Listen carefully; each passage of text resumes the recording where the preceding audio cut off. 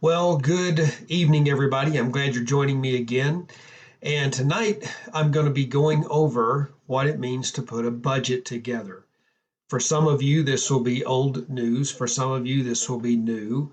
But maybe even if it's old to you or even if it's new, what we'll talk about tonight will be that which will be a benefit. It maybe helps you to rethink maybe how you looked at your budgets that you're already working, or maybe you've never worked one before. So I'm going to be using an app that I use personally and also I use here at the church for the church and the school. And we'll be using that app and we'll kind of work together and we'll build a budget. But let me first go back and let's start with Luke chapter 16. Several weeks ago, we began in Luke 16 as we looked at the idea of money and finances. We walked into this whole COVID shutdown and we looked at what it means with monies. We've looked at several areas and ideas. We looked at the unjust steward. That's what we're going to look and review just for a few minutes tonight. And then we looked at the four areas that affects everybody's life: our income, our expenses, our saving, and our spending. Then we looked in detail at our income. It takes a while to build your income, it takes time to do that. The second area that we looked to is the idea of expenses. The quickest way to relieve stress is to cut expenses. The third area that we looked at was saving, and then we looked at giving. All those are biblically based. And then tonight we're going to look at building a budget. And first, let's look back at Luke 16. So I hope you have a Bible, and I hope you'll look at Luke 16 with me, the parable of the unjust steward. I'm going to review the parable verbally. I'm not going to read it all, but I want to review it. So there was a boss and there was an employee. In the parable, the boss is called the master. In the parable, the employee is called the steward. The steward was in charge of handling the boss's finances, master's finances, and his master's business. So he would handle the accounts of things that were bought and sold by the master. The master learned that the steward had not been keeping up with the details of the accounting as he should have been keeping up with them. And when the master learned this, he was going to fire the steward. Somehow the steward got wind of this, or he knew that he was in big trouble. So the steward called in the debtors, and he asked one debtor, "How much do you owe?" "Well, write your bill of 50. He asked another debtor how much he owed. He said, "Write your bill of 80. And Jesus says in the parable that the master then commended the unjust steward. Now, think about what Jesus is saying and what he's not saying. Jesus is not saying it's okay to be dishonest or a poor worker. That is not the point of the parable. In the parable, Jesus is making the understanding, and if you'll look down in the parable at verse 16, this is what Jesus says, "And I say unto you, make to yourselves friends of the mammon of unrighteousness, that when ye fail, they may receive you into everlasting habitation." So what he is saying is that, look, the unjust steward figured out what was going to happen with his money and with his work, what he could do, what he couldn't do, what he was willing to do, what he was not willing to do. So he figured out a path for his own success. It is temporal. It's in this world in which we live. Jesus is simply saying, look, you need to learn how to deal with the monies, the finances, your employers, being a good employee. You need to learn this on this side of eternity because you walk through this life to get into eternity. That's just the way it works for all of us. Then Jesus, notice that he says in verse 13, that no servant can serve two masters, for either he will hate the one and love the other, or else he will hold to the one and despise the other. Ye cannot serve God and mammon. Jesus previously has said, look, make to yourself friends of the mammon of unrighteousness. There's a difference between being friends with the mammon of unrighteousness and being a servant to the mammon of unrighteousness. Being a servant means that you're a slave to money, that you give your life to it. Being friends with it means that you control it. Money is a terrible master It is a wonderful servant. It's a terrible master. It is a wonderful servant.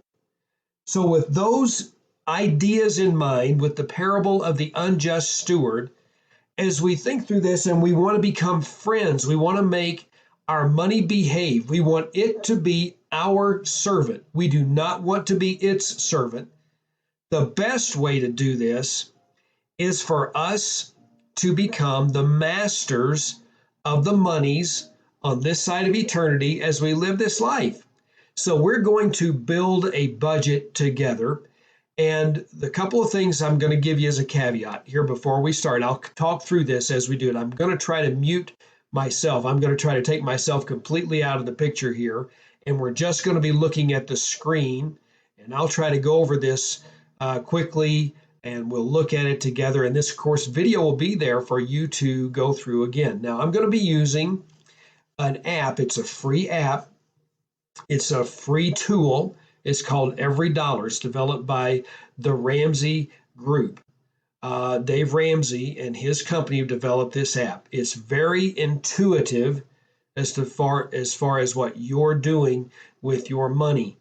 And the way you set it up, you need an email address and a password. That's it. It's completely free. I'll talk to you about what it means if you want to connect it to your bank and why it costs what it does to do that. But other than that, it's completely free. If you've been using like Excel and you've already been plugging in numbers, this to me, for a guy who doesn't do real well with Excel, this was just the easiest thing in the world for me to do. It takes about 10 minutes to set up your budget. Now I'll talk through some areas and issues about this. So there's a few things that are going to really make sense as far as your monies are concerned. There's some that won't. I'm going to be making up a budget as if it's someone else, okay? That's what we're going to do together. We're going to look at it together. So I'm going to try to make myself invisible here, and in so doing, we'll work through the budget. Tell you what, I'll leave myself down here in the corner, and we'll go from there. So on our budget here, as we do this, understand it says May 2020. Every month you can go through, and I haven't made any because this is an account I don't use anymore, but I've made one for June and for May, but we'll just go ahead and work with one. And let's just pretend that we're going into the month of June, okay? Actually, I'm going to go back and we're going to stay in the month of May because I don't want to reset. Now, I've done some research about this. And for this area and where we live, this Flagstaff area, the average individual income is $48,000 a year. You may not make that much. You may make a lot more. But I'm going to do this as one individual. Okay, I'm not going to do this as a family. So the numbers are going to change in your situation. So I'm going to put in paycheck one. And so for the sake of doing this, instead of getting paid 4 times a month, I'm going to make it to where we get paid 1 time a month. We're going to use that $48,000 as our base salary. That does not include your net. I'm just going to use that because you use round figures. I think it's a little easier to understand, okay? So we're going to put this in here. So if it's $48,000 a year, that would be $4,000 a month, right? So we're going to start and we're going to plug that in. Now, when I do that, I have $4,000 up here at the top that I need to budget for the month. And this is called a zero-based budget. That means for every dollar that you take in, you're going to have to make an accounting for it. Nothing's left undone. No stone is left undone. If you overspend, it's going to go in the red. If you underspend, it's going to stay in the black. So you want to make every single dollar of the monies that you work hard for, you're going to give them a place. You're going to give them an assignment. That's what you're going to do. In the budget app, in this particular budget app, it always comes with 2 or 3 things that are preloaded. Okay, they're in the categories. So you have your income category here. Then the next thing, and every time you pull this up, you can move this up and down over here. You can move it up or down. We're not going to do that. But it's built in. The first thing is going to be giving or charitable giving. Now, since I'm talking to you from our church, we're going to do this, and we're going to use the simple 10%. All right, so 10% of $4,000 would be $400. We're going to plug that in right there. Now I've got $3,600 left to budget. Now, if we're going to be good and if we're going to really get ahead in this world, we're going to start saving about 15%. Now, I'm just using this as an emergency fund. That doesn't mean you're not going to get an IRA someday. It doesn't mean you're not going to do a matching with your company with a 401k. But the idea is that at some point you're going to be saving 15%. So let's put in, that would be $600 here. Okay, that's where we're starting. Now we have a goal here. Now built into this emergency fund, we can make this thing a goal. And let's say our savings goal is $12,000. So we're going to start, we don't have anything we're starting out with. So our goal is to save 3 months right here, 3 months worth of expenses. Not to say 3 months worth of everything that we spend, but just the things that are part of our 4 walls. You remember our 4 walls? It's our shelter, our mortgage, our rent. It's the utilities. It's transportation to get to and from work for the purpose of work. And it's our food. Those are the 4 walls, what you got to have to live. Now we're going to come down. Now we're going to say, and we're thinking of this as an individual. And maybe they have a little beater car. It doesn't get great gas mileage. Maybe it gets really good gas mileage. I'm just going to plug in a number here. It'll be up or down for you. In fact, it's a lot more for me and my wife, but I'm going to plug in $150 right here. Now I've got $28.50 I've got to do something with. Groceries, again, an individual, just a single, we're going to figure $50 a week. Somebody says, I couldn't possibly do that. Well, that's okay. It's just to pretend, all right? So $200 for the month is what we're going to do right there. We're going to leave dining out alone for a minute, and I'll show you why here as we work through this. Now, water, trash. If you combine what we do at church and for the water, if you live in town, your water and your trash bill are probably going to be combined. Live out in the county where we do, they're separate things. So we have Donny Park Water, we have a trash service that picks up, but for the sake of this, we're going to combine them. We're going to make it about $70 for that. Probably a little high on the water for an individual. Unisource gas. We're going to figure Unisource gas is going to be somewhere for an individual around $50 a month. Could be a little more, could be a little less. We're going to figure APS for an individual. It's a little kind of pricey. We're going to do $200. Okay, might be less or more. Cable internet. If you group it together, it's usually somewhere around $150 if you do that, if you think that's a necessity. Cell phone usage, we're going to make that $80. That's somebody with a high-end plan. It's unlimited plan. Your rent. Now, I've done the research on this as well. I'm going to shoot low. I already know that. We're not talking about a family of 4. We're talking about finding a place to live, a clean, safe place to live, a room you may rent for someone. You're talking about $800. Again, we're talking about an individual.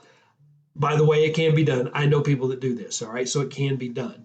So now we have $1,300 left to budget. That's what we're working on.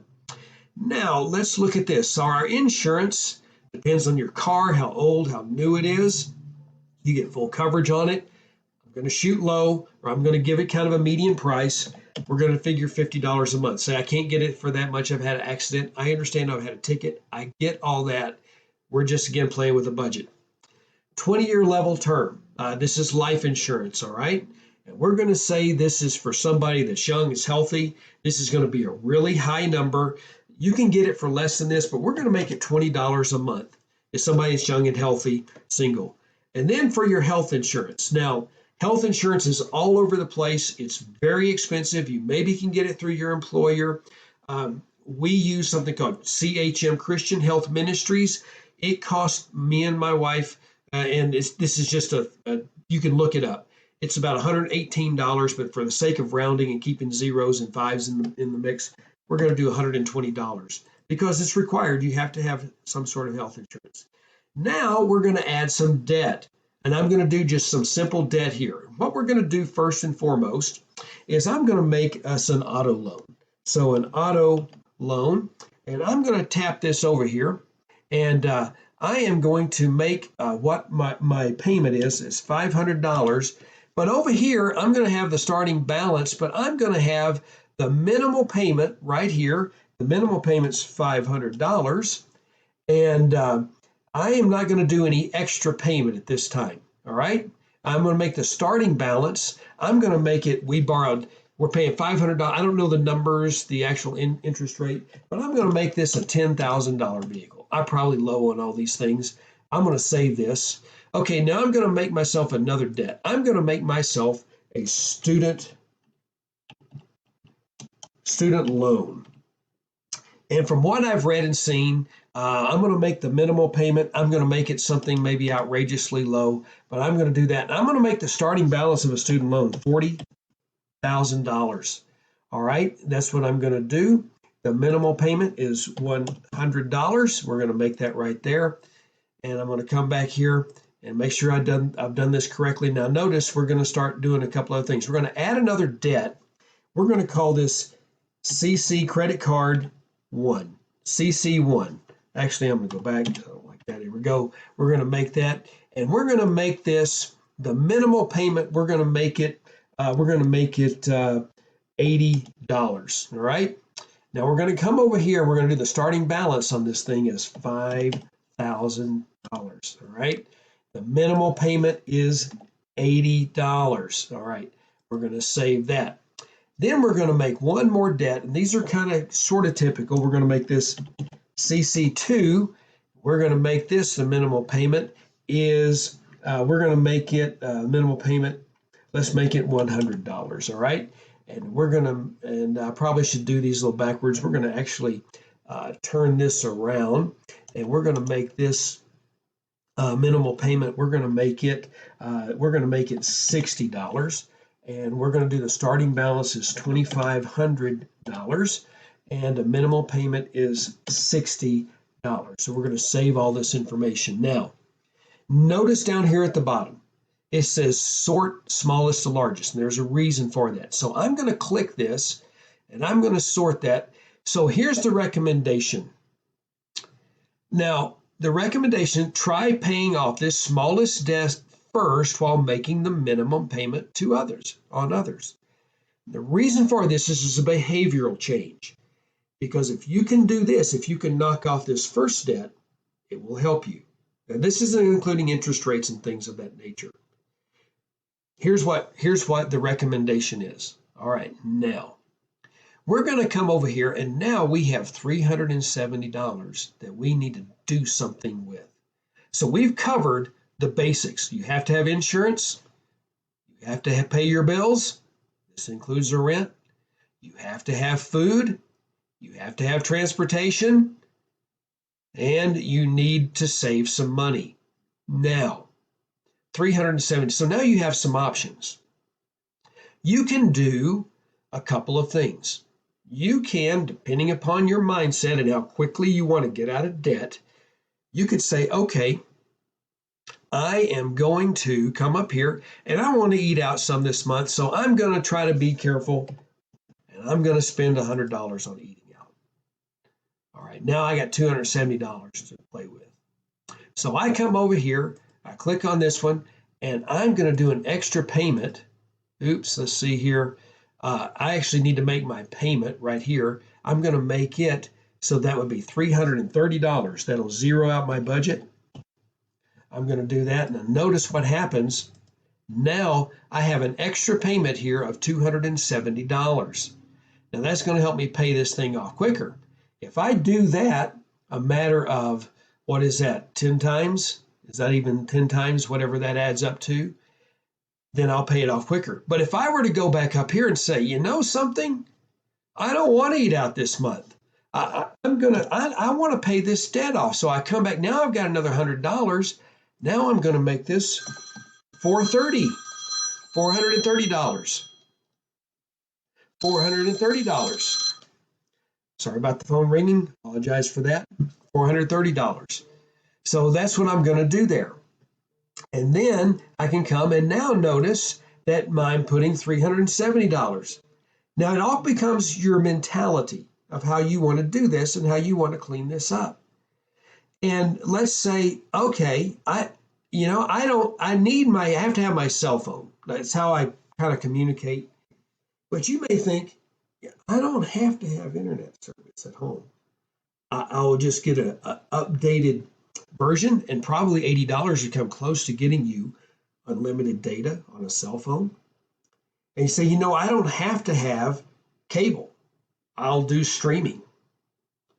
And if you started making hard decisions and say, okay, I'm going to get rid of this, and now I've got $150 more to budget. Now I'm looking at $580. Now, if I do the math, and if I'm going to clean up this $2,500 I'm paying an extra $520 a month on this. So at $580, 580 times, let's go back to $580 times 5 equals $2,900 in 5 payments, less than 5 payments. I've wiped that out. Now I have $580 that I put on this $80. I add to that, I'm paying $660 to wipe out this debt of $5,000 as you're still plugging away on the minimum payments. I hope this makes sense. Look, I hope that you would consider using this tool.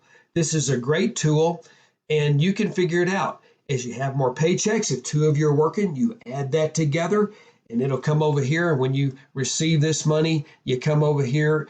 You can plug in, okay, I've received my $4,000, track income. All right, now it's populated over here. Giving, okay, I've made that $400. And it always tells you where you are, and now that goes to 0. Okay, so you've got 4,000 in, you spent 4,000, you've put this money into savings. I come over here, I add new $600 here, and that's how this whole thing works. And it zeroes out, and what you want is a zero-based budget. That's really what you're working toward. And if you'll work toward that, and this is a great tool. Now, some of you may like Excel, and you may like to do the spreadsheets. I find this much easier, and I know you have to set up the formulas, which I'm not real good at with Excel. The formulas are set up for me. Now, if you were to want to connect this to a bank, you can do that. You can connect this to your bank, and it costs about $129 a year. And here's why it costs you money to hook it up to the bank, so that you download your transactions, which is what we do for our church and for our school. It helps me to keep up with it. I don't miss anything. But maybe you're very intentional, you don't miss anything, and then you just plug these numbers in as you get them.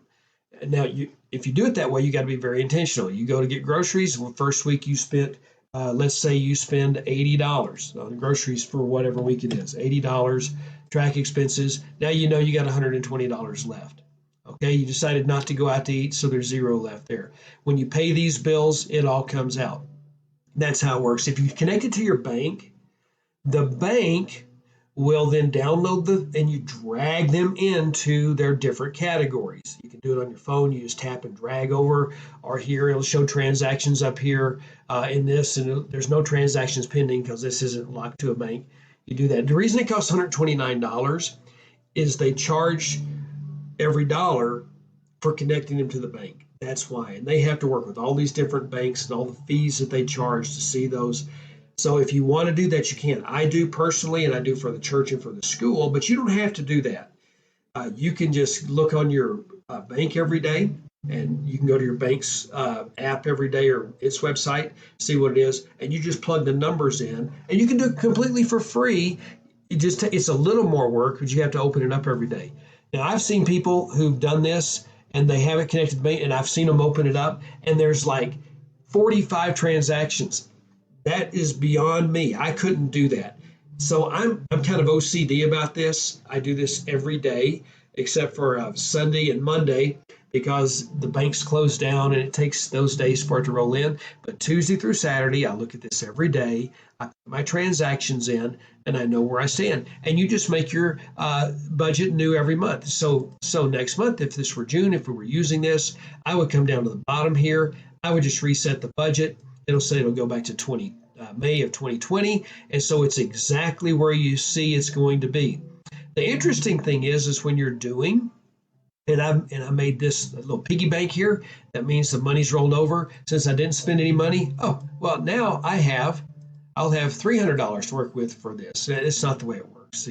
anyhow, the piggy banks move money forward to the next month if that's what you do. They're called a fund, is how they work. And so if you were doing this with this right here with the fund details, then you would be looking at having $1,200 if I were to have put it back in May.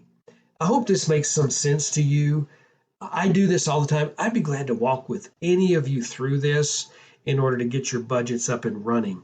I think that's very helpful. I think it's a great tool that you can use. And anyhow, I made this in order to kind of walk people through this, and you can see how it works. If I were to take, and let's say I were to decide to spend, let's say for instance in groceries, I got carried away one week, and I spent not 120, that's how much I had left, but let's say I spent for the rest of the month $121. Oh no, I did that. What's going to happen? Notice I'm in the red right here. I know I'm over budget in groceries. So that's how you know all that, and that's how it works. All right. So I hope this will be somewhat of a help to you. So I'm going to close out of this right here and come back and make this big. Now look, if you'll get a handle on your finances, it will help it's like giving yourself a raise. A budget's the quickest way to do that. Took us 10 minutes to walk through that. I talked a lot, but you can do that in 10 minutes. If you're married, work with your spouse, work it together. Both of you have the app. If both of you have the app, same username, log in, you refresh it. Both of you see what's going on. It can be right there on your phone. You go to the grocery store, you go to go shopping, you build in some fun money that the husband can spend $50 a month, the wife can spend $50 a month just on what they want to. You can build all that in, but you can build your budget. But if you're going to get out of debt, the quickest way to do that is like I showed you on the Every Dollar app, is to do it that way. And I hope that you will. Hey, sorry for not wearing a tie. I got back from vacation yesterday, and I'm just trying to catch up and get ready for the weekend as we work through that. Anyhow, I hope that you'll consider all these areas. Now, this next week, we have a summer intern. His name is Marv Rustin. Marvelous Rustin is his name. He's going to be with us for the next almost 4 weeks, 3.5+ weeks. He's going to be with us, and he is going to be teaching on Sunday nights. Starting on June the 7th, he'll be teaching at 5 o'clock for the next 3 weeks, June 7, June 14, and June 21. He'll be teaching for us. And then we'll work our way through the summer, and we have some plans on all that. God bless you. I hope that this series on money has been helpful to you. You can look back on the Facebook page and see any of the lessons that you want to refresh yourself to. You may want to encourage a friend to come watch this. I really want to be a help to people about their finances and their money, and I hope this has been a help to you. God bless you. Hey, and we'll see you again soon.